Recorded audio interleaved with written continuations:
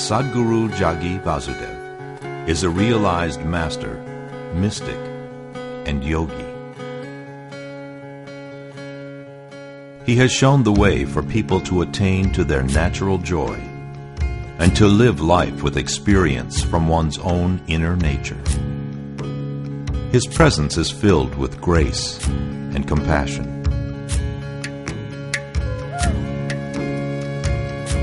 Sadhguru's scientific approach towards spirituality and work towards the upliftment of humanity have received accolades worldwide. The words that come from him in intensity and utmost clarity, from his deep understanding and wisdom, can change the very core of the being. Belonging to no particular tradition, Sadhguru incorporates what is most valid for the modern person from the spiritual sciences. His work, an outpouring of his blissfulness, finds expression in the form of a ceaseless offering to help all beings. Available to all who are willing, Sadhguru's life is an invitation to the divine through individual transformation.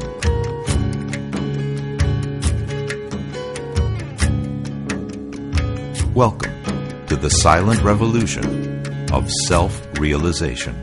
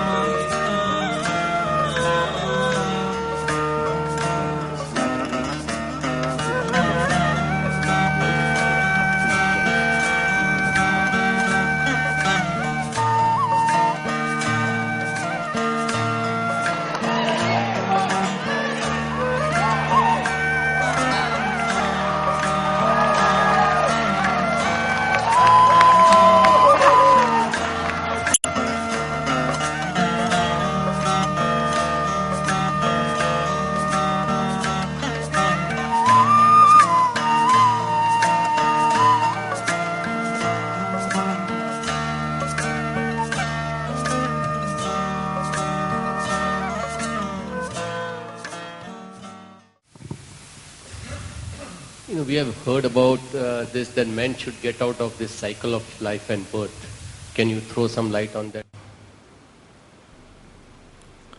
So, putting an end to the cycle of birth and death, I always insist that you don't believe anything that is not yet your experience. It doesn't matter who says it. This does not mean disbelief. No, you don't know, that's all. Somebody tells you a story, you don't know whether it's true or it's not true. So even if I say something, don't believe this nonsense. But don't disbelieve it either. Just say, somebody is willing to sit in front of this many people and talk absolute nonsense, something that is totally absurd. Let me see what this is about. If you keep that much openness, the possibility is alive in your life. If you believe it, you'll kill it. If you disbelieve it, you'll kill it. You understand? Death exists. Have you ever died, anyway? Did you ever die? No. Did you ever see a dead man? You did. Where, Pujan? Where did you see a dead man? Funeral, you saw dead men? Dead bodies you saw. Did you see a dead man? Did you? No, you did not see a dead man. You haven't experienced it. You haven't seen it. Or did you meet anybody who died and came back and told you, I died like this? No.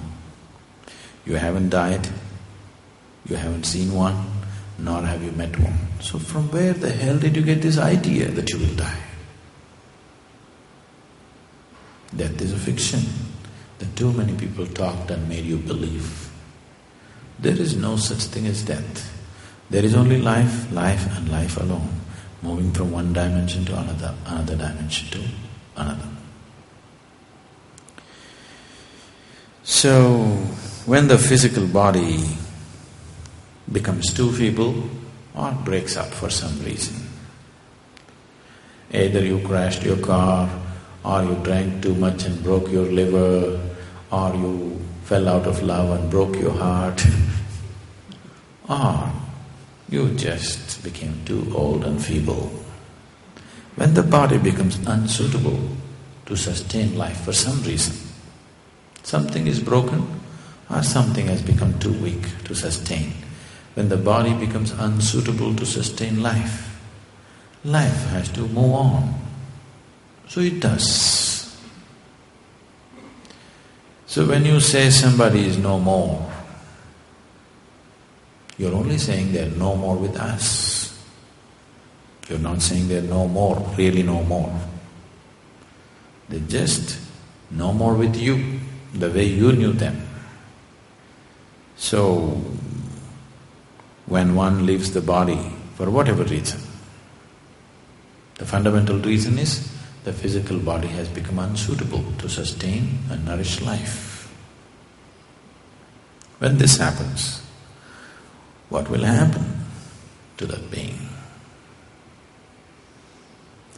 The physical body and the conscious mind goes.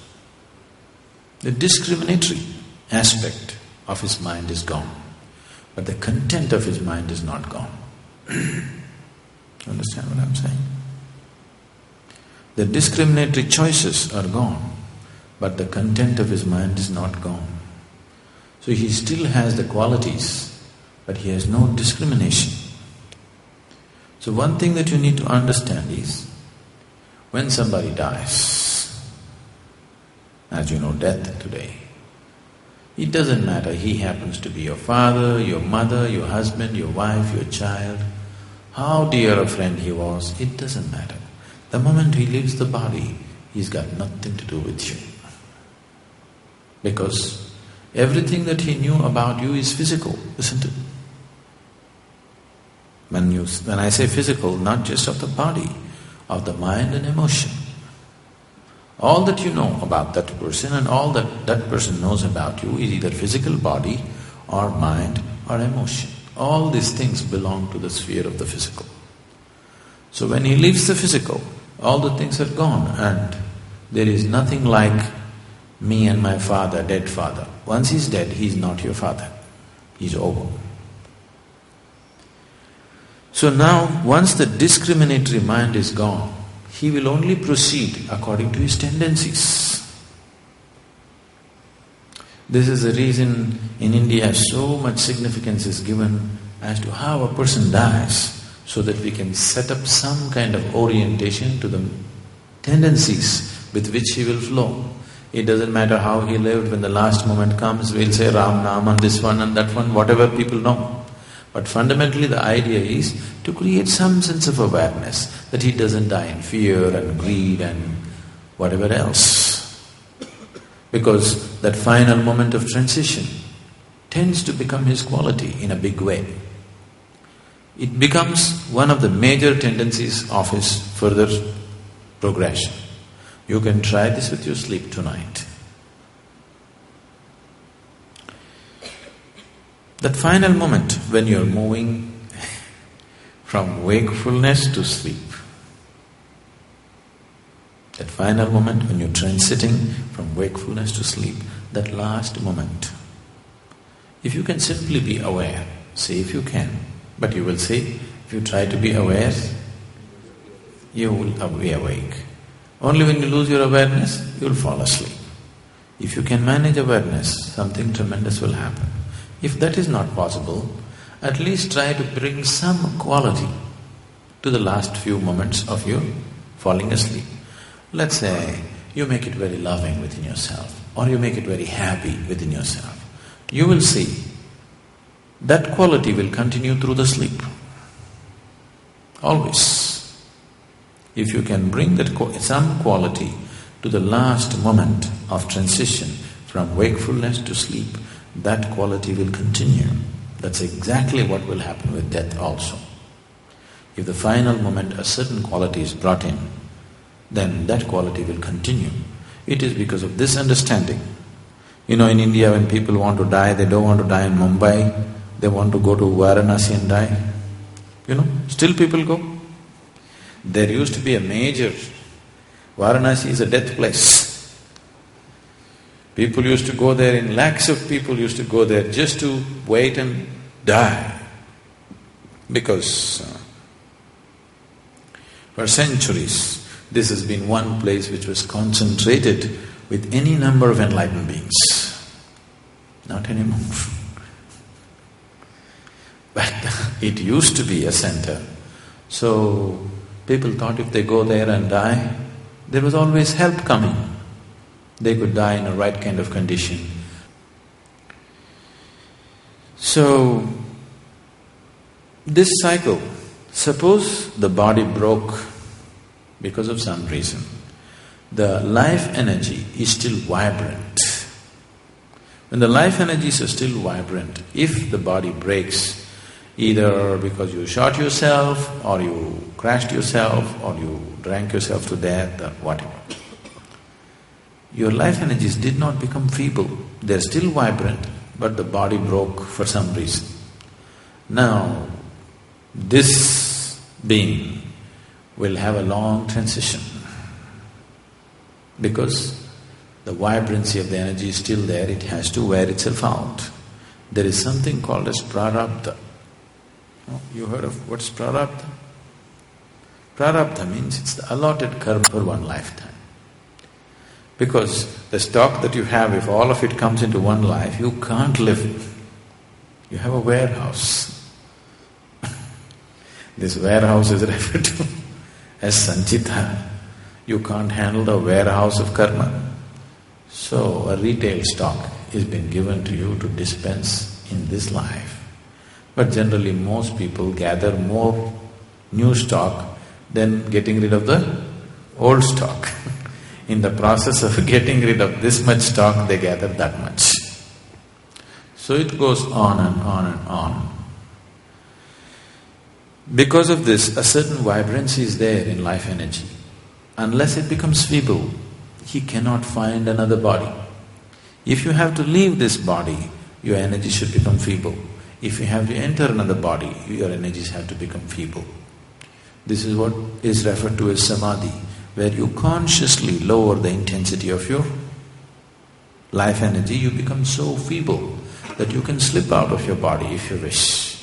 And you can slip into something else because your energies have become so feeble. They don't have the vibrance of normal existence.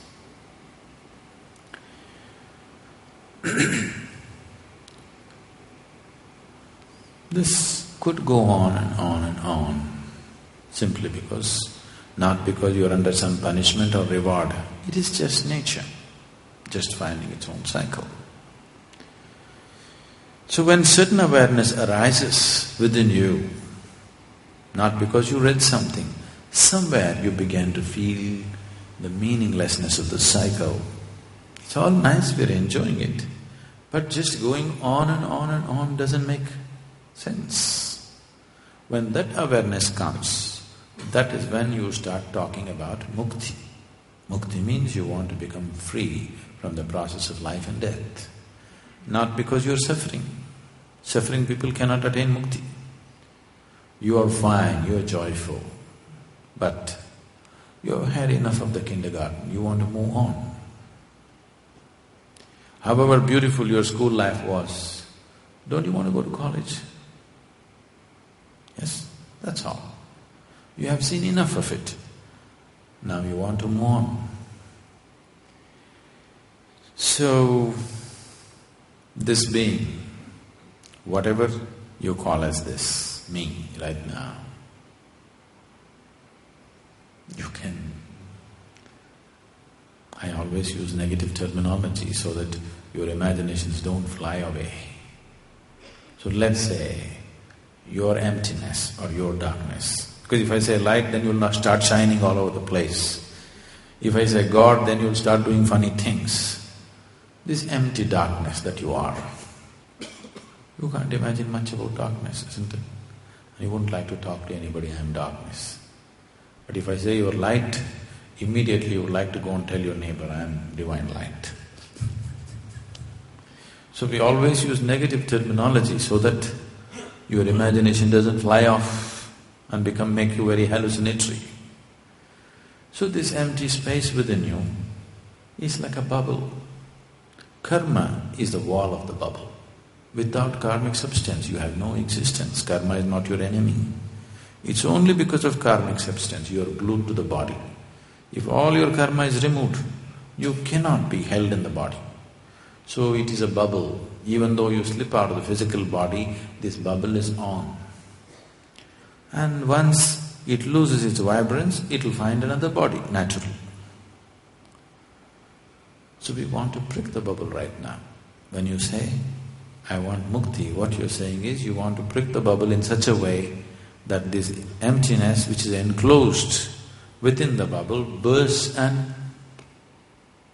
Let's say we blow bubbles here now, lots of bubbles. But the moment they burst, the air inside the bubble, where did it go? It's become part of everything. So, mukti means just that. Enlightenment also means the same thing. If you are not aware of this already, for most beings their moment of enlightenment and their moment of leaving the body is always same. Just a few who know the tricks of the body, who know the fundamental mechanics of the body, manage to retain the body for a certain period of time. Otherwise, moment of enlightenment and moment of leaving the body is same. If the life energies become overly intense, you cannot keep the body. If the life energies become feeble, you cannot keep the body. Only if it's in a certain, band of intensity, you can hold on to the body. If you raise the intensity beyond a certain pitch, you will leave. If you drop it below a certain thing, you will leave. So these are the two types of yoga that you see in the world. One is withdrawing, so that you become feeble, so that you can go. Another is revving up to a high pitch, so that intensity is so much the physical cannot hold you anymore. So both the ways, if it becomes too intense or too feeble, the physical cannot hold you anymore. So two types of yogas are being done, some to become feeble, some to become intense. Socially, the intense thing may be more appreciated, but it doesn't mean anything. What somebody thinks of you has no existential relevance. Has some social relevance, but existentially what the world thinks about you or what you think about yourself above all has no relevance at all. When you say spirituality, you are seeing how to progress existentially, not socially, not psychologically, not emotionally. You want to progress on the existential level, you want to go somewhere really. Because your emotion, your society, your psychology is all just pure imagination. Yes? Yes, sir? You don't like it, is it? Isn't it so? Maybe sometimes pleasant imagination, but still imagination, isn't it? So, the progression of a being beyond his body is not dependent upon who he was in the world, what he thought of himself, what everybody thought of himself, what everybody thought of him.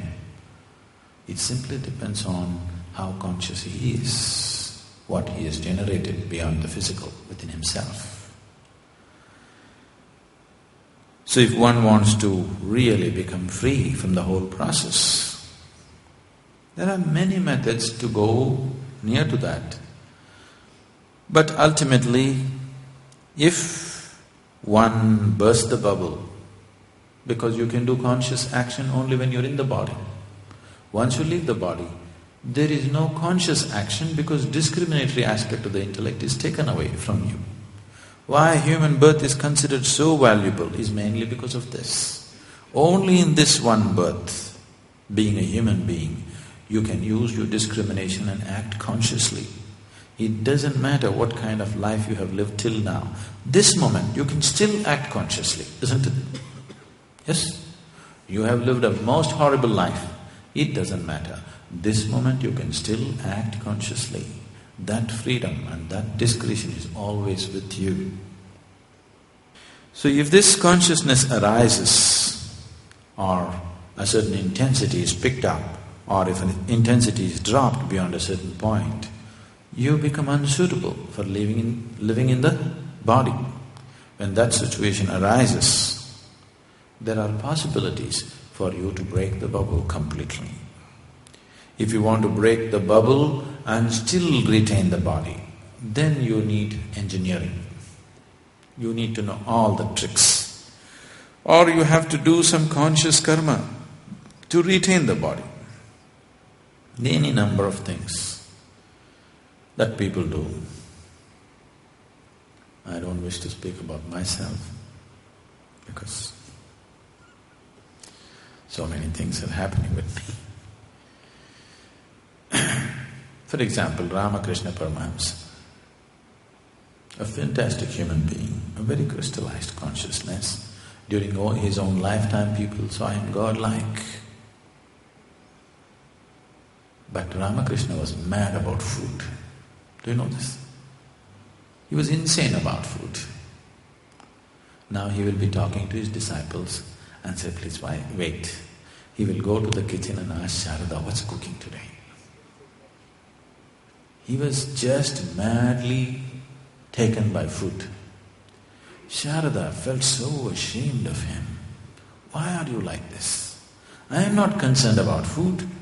We see you godlike and you are crazy about food. What is this? He would say, so it's okay, but what's cooking? One particular day she was so ashamed of him and she became angry. She became angry and angry words flew out of her. Then Ramakrishna said,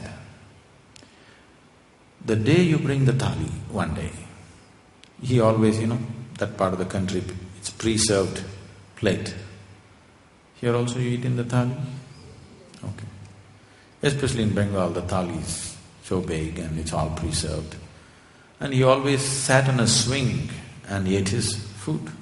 So he said, when you bring the thali on a certain day, if I show no interest in the food, you must know there are only 3 more days left. This is 6 years later. She took the food to him and he turned away. Suddenly she remembered and she broke down and cried. He said, there's no point crying now, time is up. He was using food as a conscious karma to create a desire. Conscious desire every day, at least 10 times a day, he has to think of food to keep the body going. Otherwise, if he sits here like this, he will leave the body. He's planned out some work for himself, so he wants to hold on to the body for some more time. Like this, different yogis create different methods. Some are simple, some are very complex, various kinds of processes. Once the bubble is gone and you're just keeping it consciously there, in many ways you're existentially not on account. You described the various kinds of bodies, and then you said there is a transition body and then there's an energy body. Energy body and then a transition. You don't create it, it's there. Generally in English it is referred to as the etheric body. People are talking about ether. You know what's ether? Not Easter, ether. Ether is a non-physical. Generally it's assumed as non-physical, It is not totally non-physical. It is a transition between physical and non-physical. What is non-physical is never in your perception, unless you become that. What is physical can be brought into your perception. It's just a question of time and work to get everything that is physical in the existence into your perception. It is possible. If you do the necessary sadhana, all that is physical in the existence can be brought into your perception. It cannot be outside your perception. It's possible to do that. What is non-physical will not come into your perception. You have to dissolve into it. There is no other way. This is why all this talk about surrendering to God is simply because what they are trying to tell you is that which is beyond the physical cannot be grasped. You have to give in. There is no other way. It's because of that, this talk and all this distortion about surrender. Because that which is beyond the physical cannot be grasped by you in any way. You can only merge with it, you can only dissolve into it. The word surrender is not the right word, but that's been commonly in usage. So this dimension, which is a transition between physical and non-physical, can also be grasped to some extent. So it is not that you create it, it is there.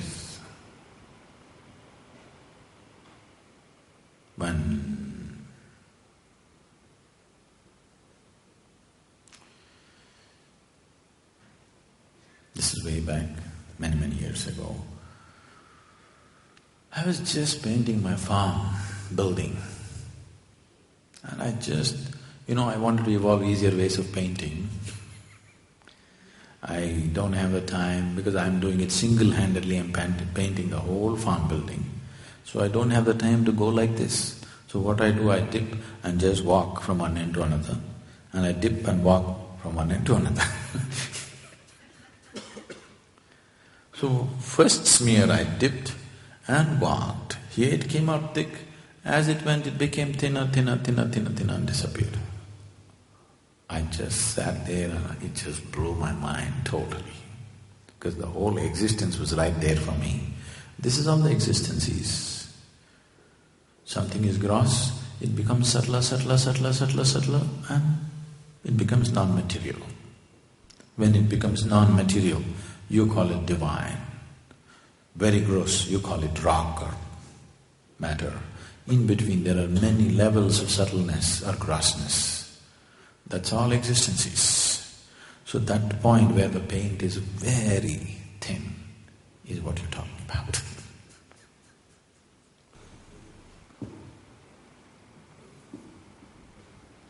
Guruji, is there a point in trying to explore our past lives, and is there a way to do it for us consciously?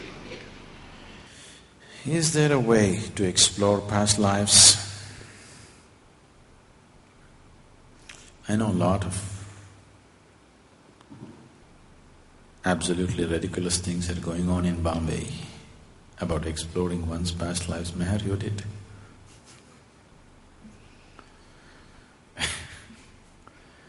They're just ridiculous psychological exercises. If you really want to see something of the past, you must be able to raise yourself into very heightened levels of awareness where it'll cut through the memory lines. But what's the point? Right now, what has happened in this life, you're not able to handle the memory. What happened 10 years ago, you suffer. When you're in this condition, if you remember 10 lifetimes ago, it'll drive you nuts, isn't it? So there is no point. But at the same time, there are whatever you call as past life is just unconscious layers of the mind in terms of memory. If you bring yourself to heightened levels of awareness, these unconscious layers of the mind which are ruling you from within could be broken down, could be dissolved. I don't know if they showed you… Did they show you some clippings of Samyama meditation? They did? Okay. It's an 8-day program where we do It's a very intense process. I think yesterday also we spoke something about this. You will see what happens, as I said yesterday, if I tell you what happens in samyama, fear will come or disbelief will come. Let's say you're sitting and meditating. After some time, you're fully conscious, but suddenly you find your body is beginning to crawl around like a snake. You know it is happening, you want to stop it, but the body is just crawling like a snake. You come out of meditation, you're perfectly normal. You sit for meditation, it crawls. Then maybe it hops around like a bird, maybe it goes around like a dog or a tiger or something, many forms it may take. Why this is happening is, in the unconscious layers of the mind, there are so many dimensions which are not in your excess, but which are influencing everything that you do. So if you go through a process where with the heightened levels of awareness, you bring unconscious layers of the mind into conscious states, not in terms of memory, but in terms of energy and experience, you can work these things out and leave yourself completely free in a big way within yourself. In that context, it is relevant. But remembering something, memory-wise, is not of any consequence. It'll only complicate and mess up your life. Suppose you realized your neighbor's dog was in your previous life, was your husband, then you'll start throwing stones at your neighbor's dog.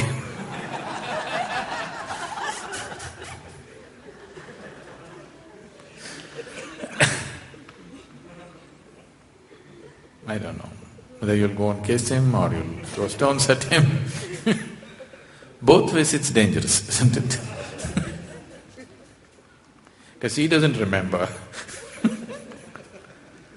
You're throwing stones at him, you'll get into trouble with the neighbor. If you want to kiss him, you'll get in trouble with the dog. So, it's not safe for you, it's not necessary for you. But on a different plane, if you can bring it into your experience without going through the memory process, then it becomes a way of liberating yourself in a certain way. Samyama is a very… What we do is known as karma samyama. There are various types of samyamas, that's why it's karma samyama, where layers and layers of past unconscious mind will just come up and work itself out if you move to a certain level of intense awareness. No suggestions are given to you, no guidance is given to you. Just as you become more aware, suddenly you see the whole body goes through. See, what happens in the mind is never trustworthy. Mind can deceive you in a million different ways. But what happens in the body is real, isn't it? Yes? Has your body ever lied to you? Your mind has lied to you 1,000,000 times, isn't it so? Body has never lied to you. So that's why we always want these things to happen physiologically, energy-wise, not on the level of the mind, because mind is capable of unlimited hallucination. It can create anything and make you believe it's real. These things are being done in such unscrupulous ways. A lady, she's now in United States for many years. They made it very big in United States. At one time, on a particular year, this couple earned the maximum amount on the share market. They were the biggest earners on the share market on that particular year. So you can imagine, in United States, the biggest earner per particular year means what they would have earned, okay. Big money they got into. And she's gotten into this whole thing that now she's mad about all this Hollywood stuff and all this. She's got homes, a couple of homes in Beverly Hills and here, there, everything just to be around there in the scene. And she's gotten hooked onto a psychic who charges $90 per hour consultation on the telephone. In person, it is more. So this psychic has been telling this lady, which this lady firmly believes. So the psychic told her that in your previous life, Tom Cruise was your husband. Richard Gere was your father. So you just have to be around. They will notice you today or tomorrow. So the husband is going nuts because the woman is trying to somehow fall into the eyes of Tom Cruise, throwing parties and buying homes around the place. The husband is just going crazy. Then it came to my notice and so somehow this lady landed up with me and she is 100% sure that in her previous life Tom Cruise was her husband. I knew she's strong on that, so I said, okay, it must have been. But I also knew Tom Cruise in his last life. He was one of the ugliest human beings in his last life, do you know? Huh? She never imagined that he could have a different body. She thought he will be just like that. So I said, I knew him very well in the past life. And he was so ugly, unbearably, do you remember? She just went crazy.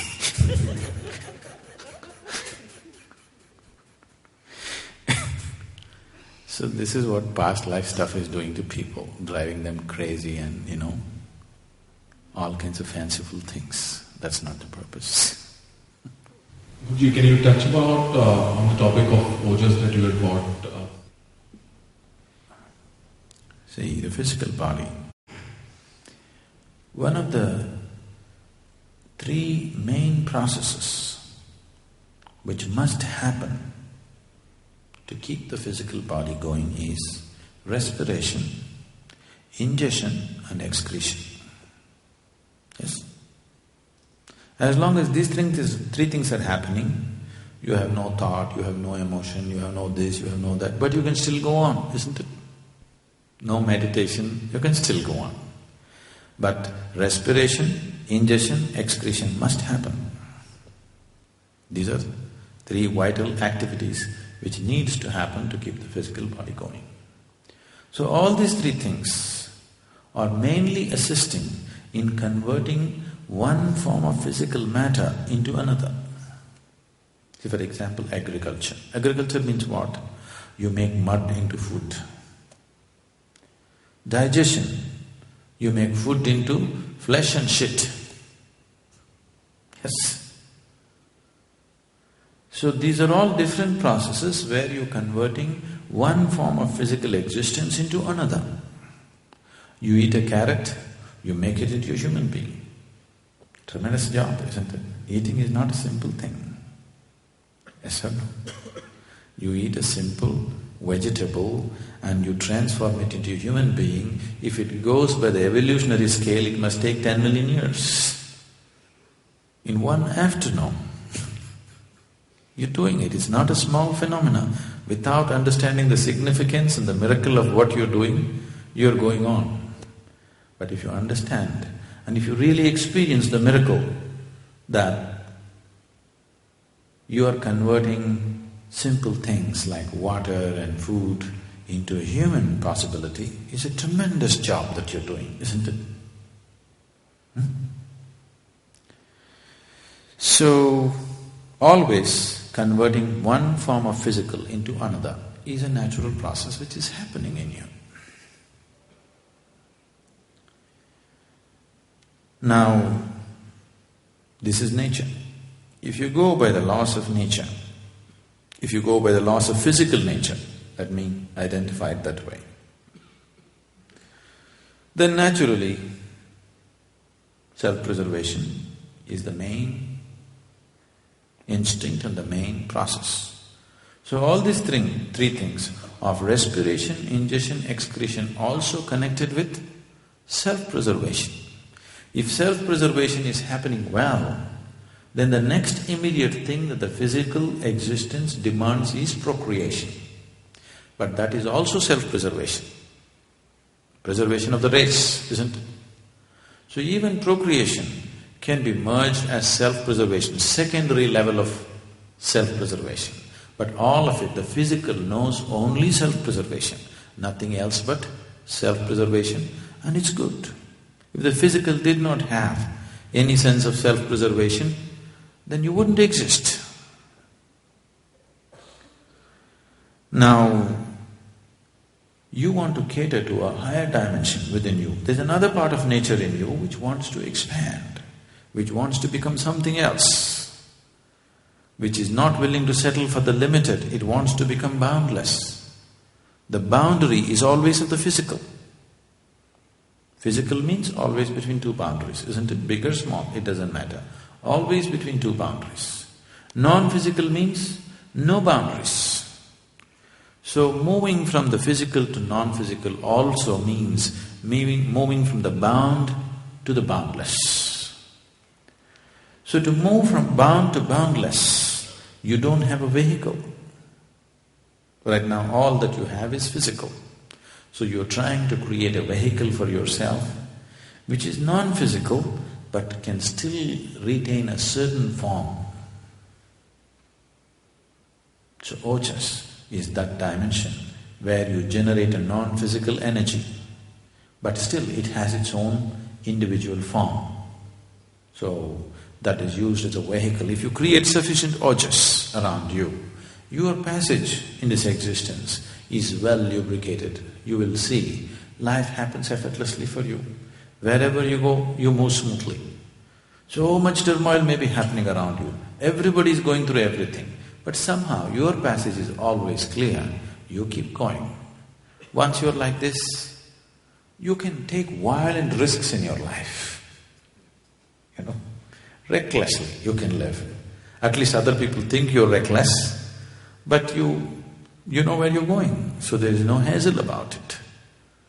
One can live in such a way that other people think is superhuman, simply because you have a well-rounded ojas hanging around you, your passage is well lubricated in the existence. In the Far Eastern cultures, an enlightened being is referred to as an enchi. An enchi means a circle. Why they're referring to him as a circle is a shape of least resistance. Why your car wheels or motorcycle wheels are circular, not a rectangle or a triangle? Can you imagine how you would ride on a square wheels? Why it is circle is because it's of least resistance. Any moving part anywhere is circle because it's of least resistance. So, if you create sufficient ojas around you, you become circular. Not in body, please don't. In your existence, you become circular so that your passage is with least resistance through the existence. So ojas creates this possibility. You are my perfect mirror, you show me what I'm not. In the endless pit of what once was me, layer and layer you peel off me. The pain it is, but the joy it brings. So thank you for showing me what I'm not, for showing me what I could be. Thank you.